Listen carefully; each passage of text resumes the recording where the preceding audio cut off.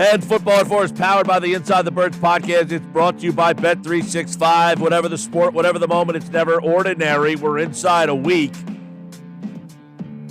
to the NFL Draft. Andrew DiCecco from InsideTheBirds.com and the Inside the Birds podcast. The Eagles at 32. Are they right back to, doing what they did a couple of years ago at 32, trying to trade out, add more picks? We'll get all to that. Who's the right guy to cap it all off? Andrew DiCecco, of course. We have mailbag questions for Andrew DiCecco. The listeners have been sending them in, and Andrew is here to answer them for you guys out there now on today's edition of Football at 4. Andrew, what's up, my brother? How are you? Mike, I'm doing well. It's a very busy time of the year for me, and very much looking forward to next week and seeing how everything plays out. Yeah, as always, we love draft time. I know you are a huge fan of the draft. You do your homework and stuff. That's why all the listeners love hearing from you at this time. We've accumulated a bunch of mailbag questions for you, particularly for the draft. We'll get to them here in just a second with Andrew. But as we are inside a week, Andrew, I would like to get your take if you feel the Eagles will stay at 32 or get out of that spot. Well, right now, it's just a little less than a week out. I think they're going to trade down out of 32 because I do believe that there's going to be a number of players that they like that will be available really in the top end of the second round, which really, if you're drafting at 32, a lot of those players most of those players, frankly, have second-round grades. So that would be something that would make some sense, and then the Eagles can add some more picks because they do have a lot of holes to fill, and you have to find ways to add younger players, and that's really what they've been all about this whole offseason, trying to establish and really build around the young nucleus, and I think this is going to be a draft where they really continue to do that. All right, let's get to some of the mailbag questions. We picked out some good ones for you today, all right? This one is from Rick in Summers Point. If the Eagles stay at 32, Andrew, Starks and Nolan are on the board. Is there a need or best player in either of those two?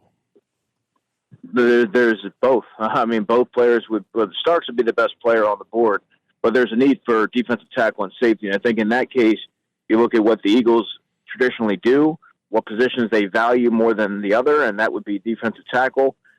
Walter Nolan does have some questions. He's a polarizing prospect for some reasons, but if there's ever a team that's equipped to handle a player like that and have a sound infrastructure where he's going to thrive, it would be the Eagles. So, I mean, you have to be enamored with the prospects of adding someone like Walter Nolan to complement Jalen Carter, and if they're able to do that, I mean, you're going to have an interior force to be reckoned with there because he does kind of remind me a little bit of Milton Williams.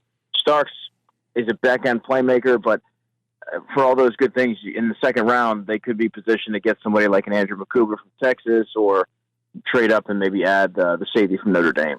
Of those two, Starks, Nolan, do you have a preference? Well, for me, it would be Starks, just because I like defensive backs. That's my favorite position to scout. And anytime you see a player like that has that C.J. Gardner-Johnson ability, he's a much better player than C.J., but he has that communication skills, the ability to take the football away, which the Eagles are sorely lacking now. And that, to me, really, when you look at it, Mike, safety is the Eagles' leanest position. So I think that when you look at Starks as a prospect and the need, I think that kind of, they're one and the same. Okay, this one is from James in Northfield. James wants to know, at pick 32, Andrew, what kind of value can the Eagles realistically expect? A starter-level player, or is this a developmental player? At 32? Yeah. Starter. Depending on what they do. I mean, if they go offensive line, that's going to be a developmental player, most likely. If it's a tackle. If it's a guard, it would probably be Donovan Jackson from Ohio State, which he's a plug-and-play guy. But if they're taking a Walter Nolan, if you're taking a safety, if you're taking a Donovan Ezaraku, it's different because you have Jalix Hunt, you have Nolan Smith. He would challenge for a starting spot, but I think any edge rusher is going to be better suited to be a situational guy in their rookie seasons. But more often than not, the player, if it's a defensive tackle, if it's a safety, even if it's a corner, like a Maxwell Harrison from Kentucky, I think the corner could start over Keely Ringo or Dory Jackson. All right, let's go to Stephen Woodbine. Is this deep draft enough at key positions of need? Corner, edge, offensive line. I don't know if offensive line would be on the key position of need, maybe. That they could wait until day 2 and still come up with a starting level player. At safety you could. At defensive tackle you could. Maybe a T.J. Sanders from South Carolina. I think it starts to get lean at linebacker. Offensive line, I don't think you need to add anybody. I've been really very clear that I believe that Tyler Steen is sufficient enough, and I thought he proved enough in his sample size. He played over 300 snaps last year, that he is a suitable solution. And when you have 4 high-end players on the offensive line, do you really need to go and reach for an offensive lineman when you have so many other needs that are arguably, well, in my opinion, more pressing, like linebacker, like safety, like corner, like, you kind of go down the board, like defensive tackle, like edge rusher. So, yeah, I think in the first or second round, you can find starting level players at all of those positions that were named. But linebacker, to me, is the leanest of those groups that the Eagles need help in. There's a severe drop-off after you get past the first couple players. Another Steve, this one's Stephen Wildwood. Interesting question here. Does Vic Fangio's defensive scheme influence the Eagles' draft strategy? I'm not so sure that it would. Obviously, you don't want to take someone like a Kenneth Grant from Michigan, who's more of a Jordan Davis type. That's kind of redundant. But more often than not, the Eagles are going to be inclined to take the best player available, not necessarily worry about does he fit our scheme. If he's talented, they're going to find a way to make it work. And Vic Fangio has proven that if they're talented enough, he can make it work. Obviously, Bryce Huff is the exception there, but I think that if you try to look for a player that's going to fit your scheme, that's where you kind of run into that's where you run into problems, maybe where you're reaching instead of taking the best player. So I think that I don't think that'll be taken into account. All right, this one is Chase in Vineland. What position group, Andrew, would frustrate you the most if the Eagles ignored it this year? That's a good question. I would say safety. I would say safety because, one, they're extremely lean there, and 2, I'm not overly optimistic about the prospects of Sidney Brown being a high level or an effective starter. I know that it's a very small sample size, but the way that he plays football, he can be a fan favorite for a play or two, for a series or two, but eventually he's going to make plays. He's going to give up big plays because of how he plays the game. So I think if they ignore that, then you're really banking on signing a veteran like a Justin Simmons or something to that effect to compete with Sidney Brown. But that would leave a pretty sizable void. We're talking with Andrew DiCecco. It's Football at 4 from the Inside the Birds podcast, InsideTheBirds.com. Draft day is almost here. We'll get a couple more of the listener questions in here. Jose and Absekin, how does the Eagles' roster depth impact their willingness to gamble on upside versus going with a safer pick? That's an interesting question here. Like a Jalix Hunt last year was more upside. That's a gamble, right? That seemingly has worked out so far. Yeah, I think that the safer they need guys who can start. They need guys who can give them base level production. In my opinion, based on the way the roster is right now, it was a different roster last season. They were able to take a little more risks, but I think right now they need to find players that can start. I mean, they don't have, depending on where you land on Keely Ringo and Adoree Jackson, they don't necessarily have a starting corner. They don't have somebody that you can look at and say, yeah, Sidney Brown's a slam dunk starter at safety.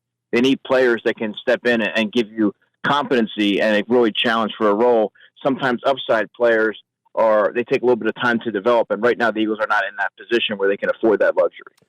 All right, let's do one more listener question here we have time for. This one is from Matt in Mays Landing. Andrew, give me your dream player who falls to 32 that you would run to the podium for. Well, I guess I would, just to be clear, for me, it doesn't matter who the Eagles draft, but I think that the best fit, the most intriguing player to fall there, or I would say probably Starks, because Malachi Starks. I envision him, Malachi. I would envision him going in the top 20. But if they really want to kind of turn the tides here and go against their philosophical approach, Jahad Campbell, the linebacker from Alabama, would be a really good pick at 32. But as we all know, the likelihood of the Eagles taking a linebacker at 32 isn't very high. But Yeah, I would say Malachi Starks. Would you draft a tight end in the first round? Yes. I would take Mason Taylor at 32, and I wouldn't think twice about it. I got a little pushback on that earlier in the process, but I think now you're starting to see more and more people say, well, no, he's a first or early second-round pick. This has always been the case. My understanding was this is going back to February, that he was viewed as that, and some people believe that he's a third-round player. That's just not the case. Mason Taylor would be a good pick at 32, but he would be a player that if the Eagles took him, you're going to get a lot of texts, Mike, because people aren't going to be happy about it. Yeah, and Loveland's another name that's come up a lot, too. Is he a first-round thought, or would you Loveland I like quite a bit as well. I actually have Taylor as my second tight end, which kind of goes against what most people think, and Loveland's my third. He's a plus-size wide receiver. He runs routes really well, uses his body well to shield off defenders. He can get vertical, super athletic, but he doesn't have the blocking prowess or the potential to take on a larger role as a blocker that maybe a Mason Taylor does. But he's going to go probably high. I mean, maybe top 20, top 22 picks. All right. I'm going to keep my eye on those tight ends. I'm interested. You should, man. You definitely should. I would not rule out the possibility of Mason Taylor at 32. I like Gadsden at Syracuse, too. Is he a fourth round guy? He's one of my favorite tight ends in this class. He's a fourth-round player, in my opinion. Moves really well. His father actually played for the Miami Dolphins, Oronde Gadsden. That's a player to keep an eye on, too. He runs well, about a 4.6. I remember his dad well. All right, Andrew DiCecco, Football at 4, Inside the Birds podcast. Make sure you check out wherever he'll be appearing to get all his content leading you up to the draft. We'll catch up with him before the draft next week right here on Football at 4 on the Sports Bash. All right, buddy. Thanks, Dan. Have a good weekend.